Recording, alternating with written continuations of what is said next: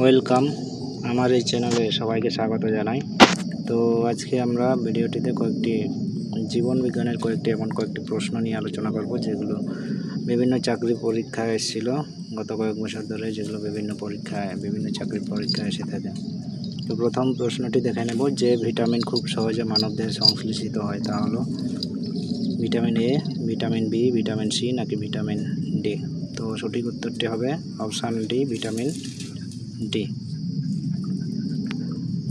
পরের প্রশ্নটি দেখব। পরের প্রশ্নটি কি রয়েছে, কোনটিকে কোষের শক্তিঘর বলা হয়? কোষের শক্তিঘর কোনটিকে বলা হয়? নিউক্লিয়াস, ক্রোমোজোম, লাইসোজোম নাকি মাইটোকন্ড্রিয়া? কোষের শক্তিঘর আশা করি সবাই জানো। তো সঠিক উত্তরটি হবে অপশান ডি, মাইটোকন্ড্রিয়া। তো 3 নম্বরের প্রশ্ন, বৃক্কের কার্যকরী একক হলো? বৃক্কের কার্যকরী একক কি? নিউরন, নেফ্রন, গ্লোমেরুলাস নাকি কোনোটি নয়? তো এখানে যে সঠিক উত্তরটা হয়ে যাবে অপশান বি, নেফ্রন। পরের প্রশ্নটি দেখব। 4 নম্বর প্রশ্ন, মানব রক্তের লাল বর্ণের জন্য দায়ী যেটি, মানব রক্তের যে লাল বর্ণ লাল রঙের হয় তার জন্য দায়ী কোনটি? মায়োগ্লোবিন, হিমোগ্লোবিন, ইমিউনোগ্লোবিন নাকি কোনোটি নয়? এখানেও সঠিক উত্তরটি হয়ে যাবে অপশান বি, হিমোগ্লোবিন। পরের প্রশ্ন নেক্সট, কোন রোগ নির্ণয়ের জন্য এলিজা পরীক্ষা করা হয়? কোন রোগ নির্ণয়ের জন্য এলিজা পরীক্ষা করা হয়? অপশান এ ক্যান্সার, বি হচ্ছে পোলিও, সি টাইফয়েড নাকি ডি এইডস? তো এখানে যেটি হবে সঠিক রোগটি হচ্ছে এইডস। পরের যে প্রশ্নটি রয়েছে, পেশির ক্লান্তির জন্য দায়ী কোন অ্যাসিড? পাইরুভিক, সাইট্রিক, ল্যাকটিক নাকি ইউরিক অ্যাসিড? এখানে সঠিক উত্তরটি হবে ল্যাকটিক অ্যাসিড।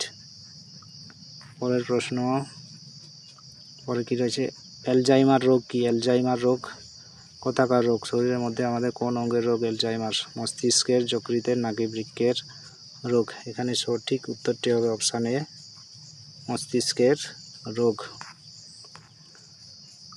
পরের প্রশ্ন, সামুদ্রিক আগাছা থেকে পাওয়া যায় কি? সামুদ্রিক আগাছা থেকে কি পাওয়া যায়? ফ্লোরিন, ক্লোরিন, আয়োডিন নাকি লোহা? তো এখানে সঠিক উত্তরটি হবে অপশান সি, আয়োডিন। নেক্সট প্রশ্ন,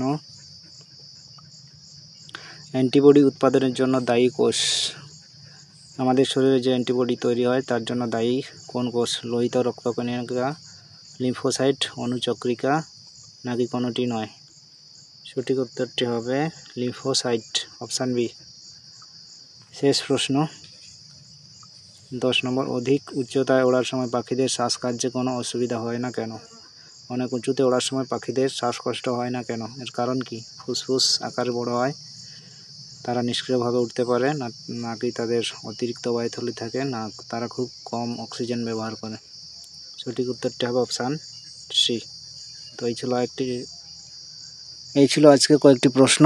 তো তোমরা অবশ্যই দেখে নিয়েছো আশা করি। তো ভিডিওটি কেমন লাগলো, ভালো যদি লেগে থাকে লাইক, কমেন্ট এবং শেয়ার করতে যেন ভুলে না যাও।